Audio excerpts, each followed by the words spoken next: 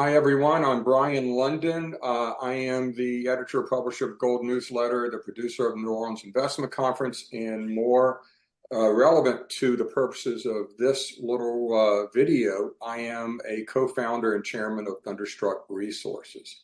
And who I have here with me is Eric Roth, who is the CEO of Capella Minerals, was the COO and the principal of Mariana Resources, and which was the group that discovered and developed the Hod Maden discovery in Turkey. So Eric is very familiar with world-class projects and discoveries. And Eric, you'll be lucky if you ever match the grades that you found at that discovery. So good luck. That's true, and thanks, Brian. Thanks for the introduction. I guess yes, it definitely set the bar very high, but there's other big discoveries to still be made out there. So that's for sure. So yeah, and that's one of the things we're going to be talking about today. Hopefully, another discovery on the way. And we also have Hugh Williams with us. Hugh is I guess, very extensively experienced and well-traveled geologist who, under contract with Thunderstruck last year, was able to visit its properties and came away tremendously impressed. I would think that's fair to say. And Hugh, you have experienced the world over with a number of types of deposits, but in particular, I guess, including copper gold porphyries, which are kind of the subject of today's recording. Is that fair to say? Yeah, I got involved with Thunderstruck. I was introduced to Bryce via the VP of Exploration for K92, Chris Muller. I initially took a look at the data and really liked what I saw. I think the district is highly underexplored. I'm an expert in porphyries and epithermals mainly. I've worked mostly in Indonesia and the Philippines. I've done 5 years in China, 5 years in Japan. I've been across to Latin America.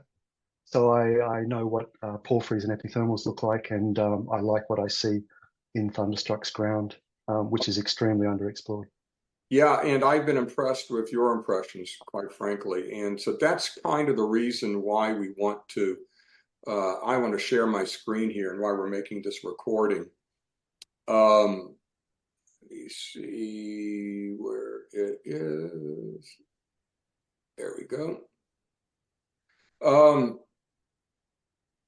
This is, and let me hide this.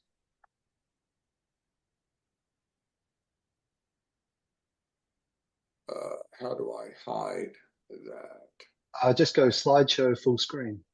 Oh yeah, I'm on a PDF right now, though. That's you're in a PDF. Okay. Okay. I'm sorry. I wanted to do a PDF so I could go to the PDF. So this is why this is very casual here. I want to show the PDF so I can zoom in, because some of what we're going to show. Okay, there we go. Some of what we're going to show, I'll need to zoom in a bit on. So can you see my screen now? Yes, we can. Okay, so we've got the reason why I wanted to start this is we're going back and start it this way. We're going back in time, and this is really the state of Fiji in terms of mineral discoveries in the mid-1970s. You had the Emperor Mine to the north, which was already decades old, and it was about this time that Anglo-Pacific made almost simultaneously made two very significant porphyry discoveries, one being Namosi to the east and a little bit to the west, the Rama porphyry. And at that time, and I think it's fair to say, Hugh, you were on the ground and you could vouch for this, the Rama porphyry was relatively inaccessible. There were no roads to it. Exploration had to be helicopter supported. And Namosi was pretty much the opposite of that, very easily accessible. They could see the mineralization outcropping, I believe. They got good results. And at Rama, they drilled 4 holes, hit very significant copper gold porphyry mineralization on the initial hole, but rapidly abandoned that program and went to Namosi, and so rapidly abandoned the program that they did not even assay the final fourth hole that they drilled. But importantly, they hit porphyry on that first hole in very significant grade. So if we fast forward to today, it's a bit of a different picture. I think that it's fair to say that Fiji is still relatively unexplored, but we have a number of projects. We have the Emperor Mine is now the Batakula gold mine still in production. Line 1 has great discoveries here, epithermal, but they've also just made a copper gold porphyry discovery. And we see that Namosi, our neighbor just to the east, is now a 1.8 billion ton copper gold porphyry. After Anglo, it was under the control of Newcrest, and now, of course, it's part of Newmont's position after that merger. And we see that Thunderstruck has obtained a very extensive land position with a number of discoveries that were made by Anglo at the time, but we're going to focus on Rama right now. One of the things you can see on this map is that we have extended our land position, connecting what was 2 separate licenses, and we are in the process of extending it toward Namosi and closing that gap. The reason for this is really what you found on the ground and your experiences there, Hugh. And we're going to get to that when we get into this slide. Here is a map focusing around Rama, where we've gotten and outlined so far 4, or depending on how you define it, 5 different targets that are very significant, primarily porphyry discoveries or porphyry targets, and 1 Liwa rather, that is epithermal, but obviously related to porphyry mineralization in the area. And we are, again, this was our previous land position in the red line. We have expanded that to largely cover the Navua target below. And the important thing here is we have outlined these logging roads. So Rama, which was very inaccessible before, you can now drive up to it. And that's an important distinction. Hugh, you were on these roads, and you're one of the reasons, not the primary reason, why we are rapidly expanding our land position, because you could see alteration around you, both on our license and off it, correct? Correct. As you drive in from the south, from the coast, you firstly, it's a sealed road to the village, to the Nabukalevu village. And then from there, the logging roads are more typically unsealed and relatively new. So to put it into context, you're absolutely right. The Anglo work was fully, in this particular area, was fully helicopter supported. Even the VHMS deposits to the south were helicopter supported. And to expand on that concept, for example, Liwa was explored in 1988, 1990 by a company called Geo-Pacific. From the village here in the southern part of this figure to Liwa was a day and a bit's walk. So more than a day's walk to walk into there back in the day, but prior to the logging roads being available to access Liwa. So this was 30 years ago now, but still 30 years ago, a day and a half walk from the village. And now we have logging roads both to within a few 100 meters to a kilometer of targets at Liwa, and more importantly for this year's exploration, we have logging roads to within less than a kilometer, and in some places drive up straight up to some of our targets at Rama. And those roads are not only active, but they're actually developing new roads as we speak. And that really has changed the exploration picture. One other point that you made, Brian, is that as you drive in, obviously as a geologist, you always stop at rivers to see the material that's coming down the rivers. And I've noted very, very interesting both epithermal and copper porphyry float, so boulders and rocks that have drained down from the high elevation mountaintops on the way into the project, and some of these areas are completely underexplored, or they look like, based on the stream sediment coverage that we have, they haven't been explored at all to date. So there is the blue sky, the upside. So we have already identified projects, but we have plenty of potential to find new targets as well. Yeah, and we'll get into some of the exploration that has been done by Thunderstruck and by previous operators. But one of the important points and one of the key themes of all of this is that some of the biggest discoveries made that have been made over the many years have been more like rediscoveries. And that's really the case here. This is something that was discovered decades ago and has essentially lain fallow for all of these years. And this is the first time it's really been accessible and plied with modern exploration techniques, kind of just what we're doing right now.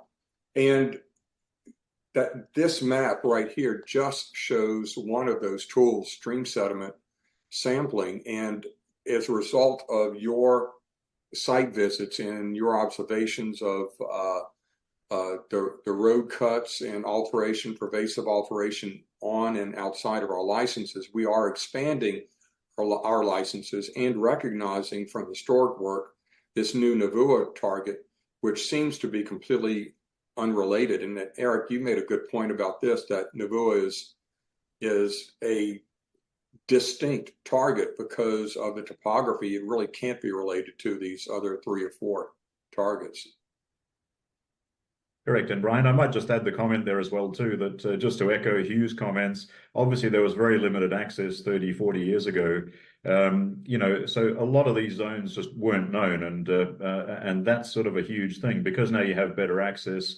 I think in its day, Anglo probably didn't appreciate the scale, the size of the mineralized system, because if you look at Rama Senakuri, you've got basically a 3 by 3 kilometer area. That's the target area for Rama Senakuri. You've got Gun, which looks to be a similar size. You've got Liwa, and as you mentioned, this new Navua target. So I don't think in those days, and obviously, they picked the cherry, which for them at the time was Namosi because of the access.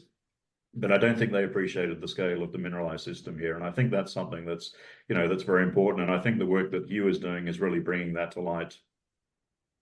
Yeah, that's important. That grid line is not 1 kilometer by 1 kilometer for those grids. That's 3 kilometers. So we are talking about a district scale property position here on this zoomed in portion of Thunderstruck's complete land position. And I might also add, I'll let you jump in after this, but I'll just add one extra comment also to Brian. If you look at the DDH1, which was the drill hole that Anglo put into the center of Rama, by today's standards, it was a 250-meter deep hole. But by today's standards, that's a pretty short hole in porphyry exploration. Right. I think companies these days are quite happy to drill kilometer-plus holes because they know that there's a very good chance you just got the lower grade outer margin. You have to go deeper to find what we're looking for, which is the higher grade core. So in today's sort of context, the 250-meter hole in a porphyry is a very, very short hole. Today companies, especially the majors, are very comfortable drilling 1+ kilometer deep holes in porphyry targets. That's a good point, and there are indications that there may be better copper grades at least to depth, correct? These are. I have a few points to make. Firstly, at a larger scale, you can see from the dots, which are stream sediment samples, the coverage is incomplete. Yeah. Another point I'd like to make is back in the day, Anglo only assayed for 3 elements: copper, lead, and zinc. None samples have gold assays, except for more modern work done by Thunderstruck, which was taken 3 years ago, and that is very limited data. So not only is the work incomplete, 3 elements were assayed, we have the ability to do more work, do multi-element geochemistry. There's no gold coverage. For example, there's no moly coverage. All 4 holes at Rama hit the porphyry system, basically, based on the summary logs that were acquired from the government, from the annual and quarterly reports. All 4 holes hit the porphyry system. Copper was estimated visually, and assays were sent to the lab based on a visual estimation of how much copper they thought was in the holes. Hole 1 had the most spectacular mineralization and thus was assayed in full. Holes 2 and 3 were only partially assayed, and again, only copper was analysed for. Gold was, I think, every 10th or 20th sample was analysed for gold. There was no moly assays. And these porphyry systems are vertically emplaced. So if you could imagine like a bottle coming up through into a bucket, so to speak, vertically emplaced, the holes were all vertical. So clearly, with a vertical hole into a vertically emplaced system, you're either going to hit or you're going to miss. And they hit in hole 1. The second and third holes were a 250-meter step out in 2 directions, and then the fourth hole was a 350-meter step out from the first hole in another direction. Now, some of these porphyry systems which we're looking for in Fiji and in this part of the world, in the Pacific and in Southeast Asia, are only 200, 300 meters in diameter. So if you think about that concept for a little bit, it's very easy to miss on the second and third hole if you step out more than several hundred meters. And that's what I feel they've done. These are vertically extensive bodies of mineralization which are not large in diameter like the North American porphyry systems. So clearly you need to drill inclined holes. We need to do more drilling. And every indication is at Rama that the system is there. It's just been explored incorrectly. Yeah, it's important to stress again that this is a copper gold porphyry discovery. This is not a concept or an idea. This is a no. It's confirmed. Yeah. This hole 1 ended in mineralization, and actually the final couple of assays were the highest grade in the whole hole. So the rig maybe only had a capacity of 200, 300 meters. And quite typically in the 1970s, the rigs were not highly powered. They were helicopter-supported rigs. They couldn't drive a big machine in. So there is that limitation. We have the ability to bring in a rig with a capacity of 700 meters, even 1,200 meters, with a helicopter or by car. So we have a distinct advantage in this day and age. And most importantly, we can drill inclined holes which are going to cut across the system and cut all the mineralized structures instead of hopefully nailing 1 or 2. And that's the difference, I believe, which we can make. Another important thing to note, I believe, and again, this goes back to the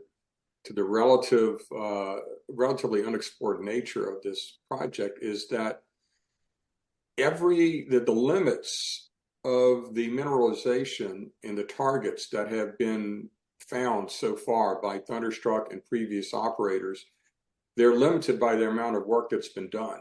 They have not been limited in any way by the lack of mineralization or encouraging pathfinder elements. And so this, like this Navua target, is kind of a reinterpretation of the Anglo results, and there's got to be something there because it drains from a high point and it's distinct. So that needs to be followed up on. Gun, as you may have noted, is relatively unexplored. We still need a lot of work, but still you were able to get a copper contour there, similar to what we have at Rama. As you can see that green line, but it's completely open and another very large scale target. All of this is just begging to be further explored and begging to be drilled. And we are right about at that point. A little bit more work needs to be done at Rama before it's ready to be drilled. But that's the discovery, that the big discovery that could be waiting for the drill bits right now. Mm-hmm. True, and it's fair to say that not all copper porphyries manifest at the surface. Some are slightly buried, and they're where the new discoveries are going to be made. Obviously, Namosi is exposed at surface and was a pretty obvious target for Anglo. Rama is also exposed at surface over a relatively large area, but you go from in the main Rama drainage in the central parts of the catchment, you're at 550 meters elevation to 600 meters, and you quickly go to 750 and almost to 800 meters around the rim where Senikura is.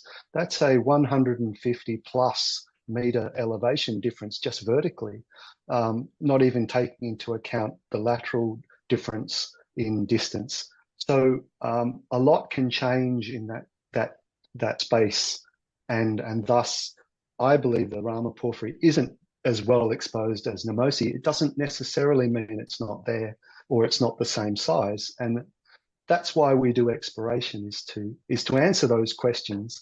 And you certainly cannot say that those questions have been answered in this district by any stretch.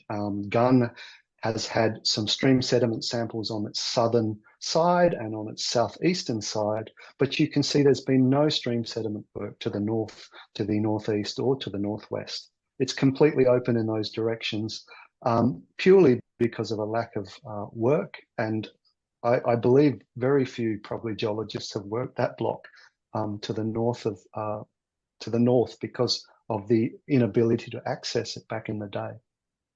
Now we have roads. Thunderstruck themselves have built a road which is halfway to Gun, and to finish that road wouldn't take a lot of work.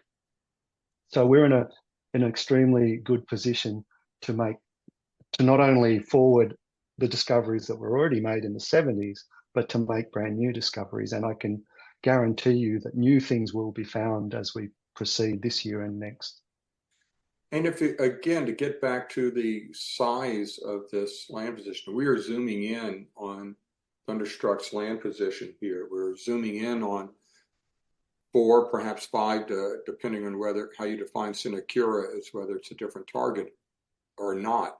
4 or 5 targets zoomed in on Thunderstruck's land position. And our goal here is to create we are creating a new copper exploration district in Fiji by expanding our land position to cover these new targets.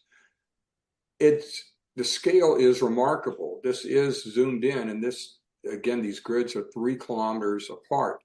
To see the potential of this land position and these targets, we have another slide comparing this zoomed in portion of the Thunderstruck land position with the Namosi copper gold porphyry. Again, Anglo went to Namosi because they got results in a very easily accessible target very quickly.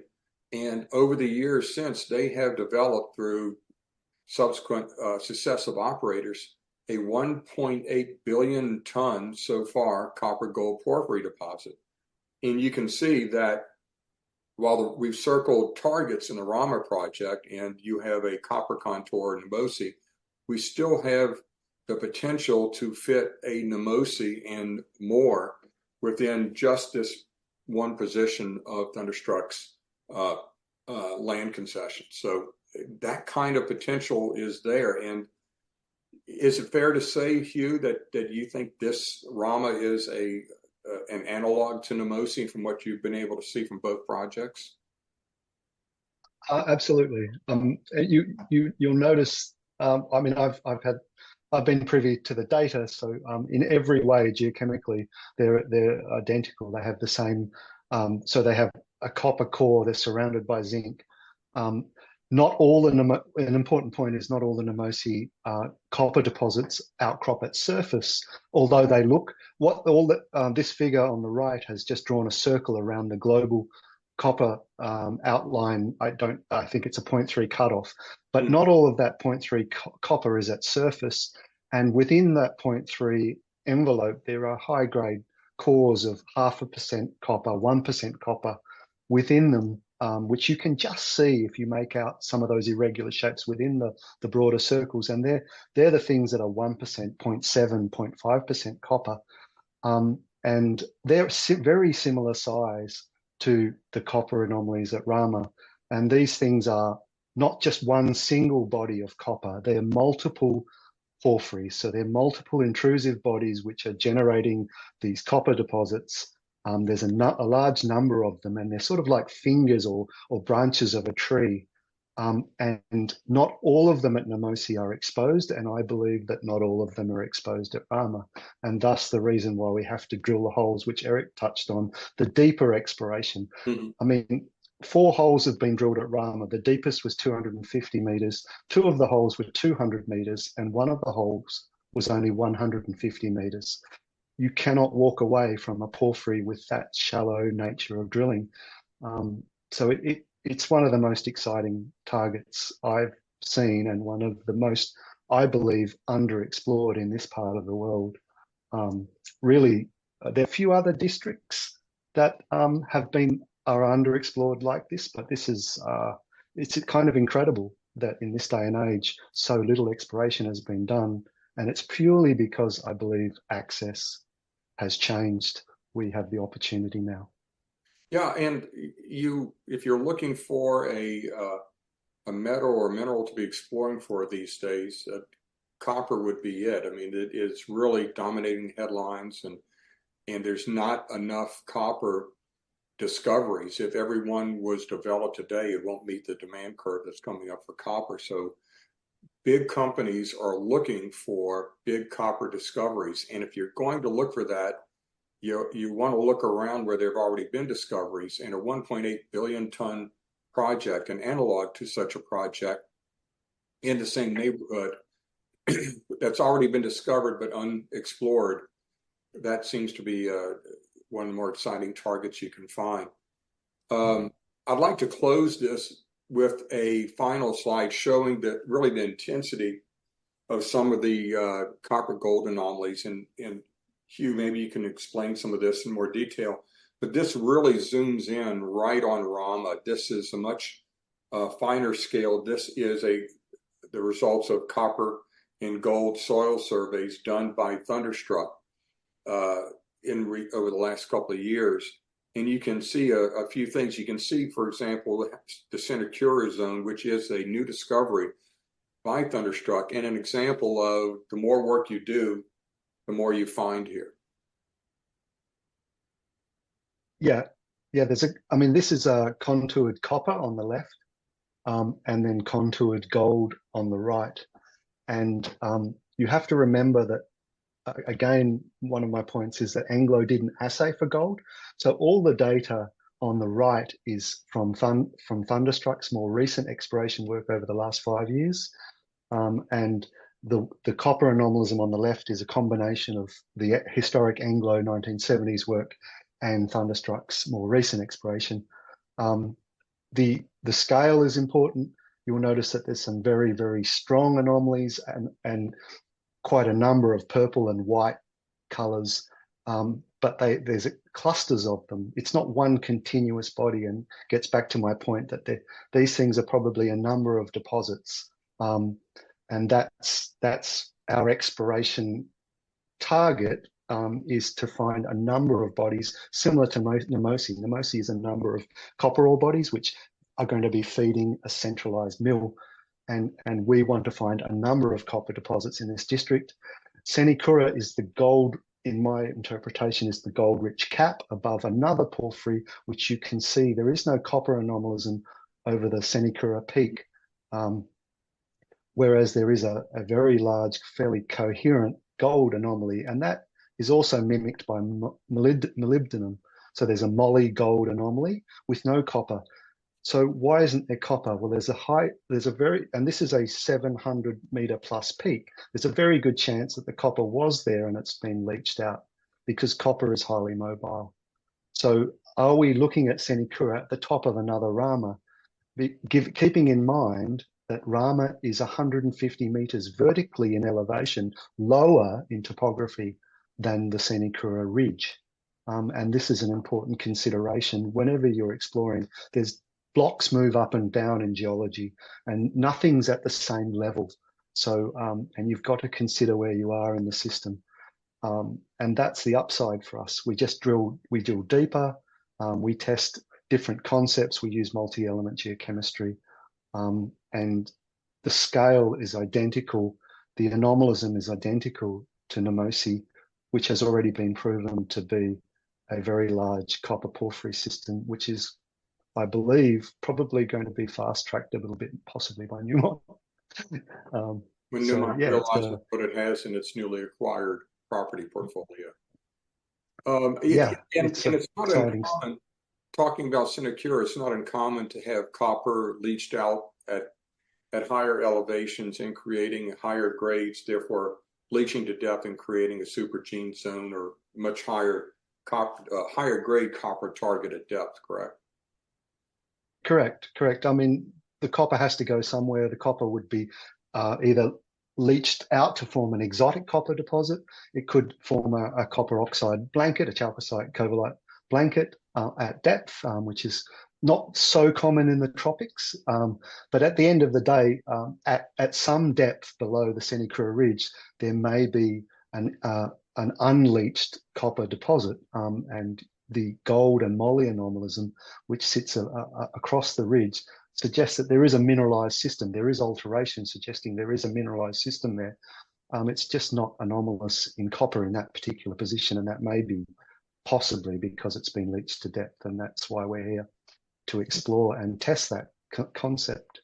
Given that it's only less than a kilometre from Rama, I think there's a fairly good chance that the two systems are related, although we have to do the work to prove that.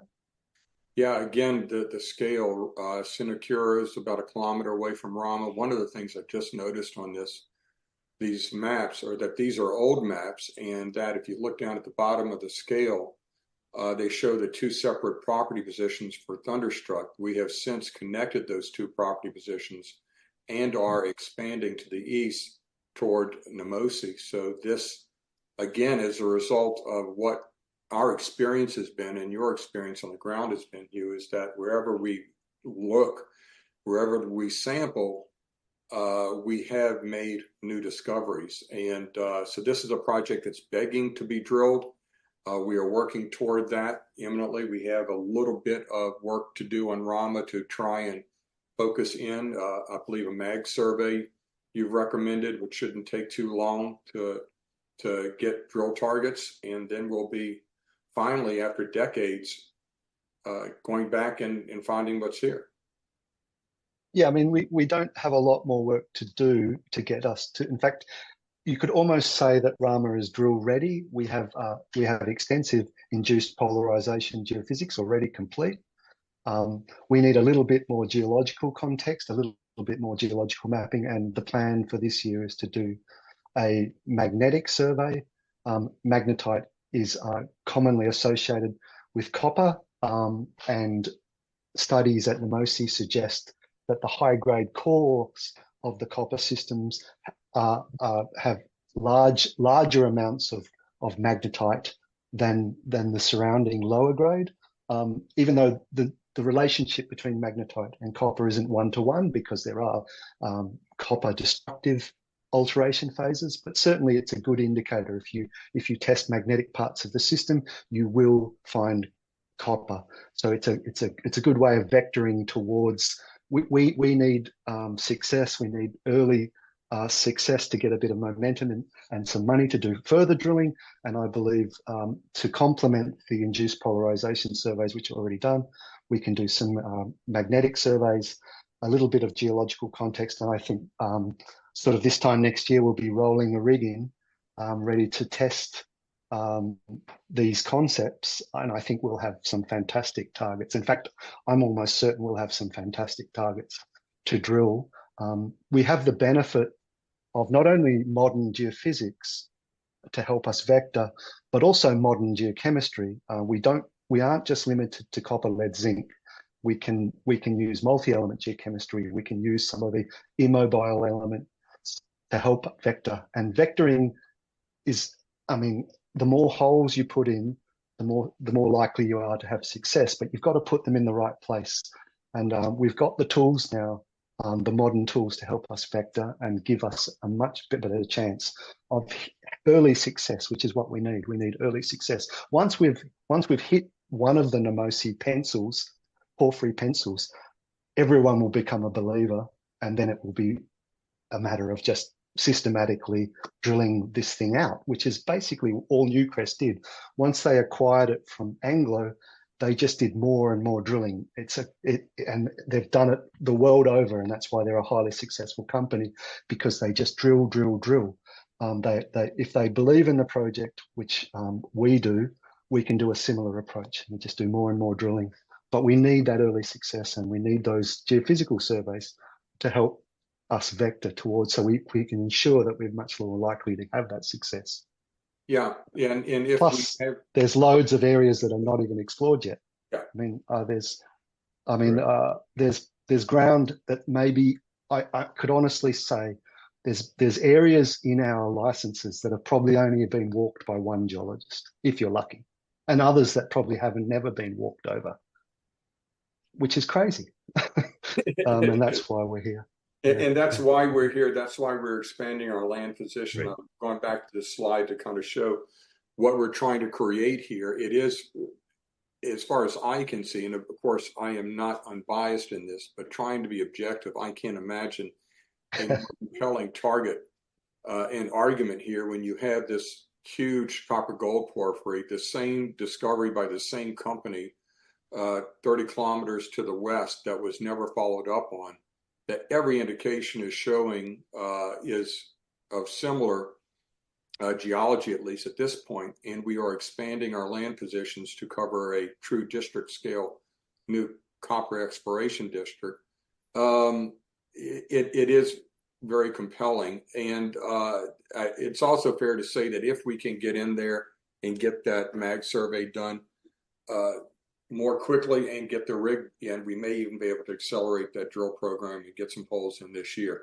Remains to be seen. Not sure about that yet, but this is the kind of potential we're talking about. With that, I'll stop our share, and thank you both for joining us today. The whole idea here was to try and summarize the story in a recording, so we don't have to hop on these Zoom and Teams calls with everybody who's interested in this, and there are a lot of people. And I appreciate you joining me today to summarize the story. Again, it's Thunderstruck Resources, symbol AWE, that's AW on the Venture Exchange. So please contact the company and us if you'd like any more information. Thank you all for watching. Thank you. Thank you.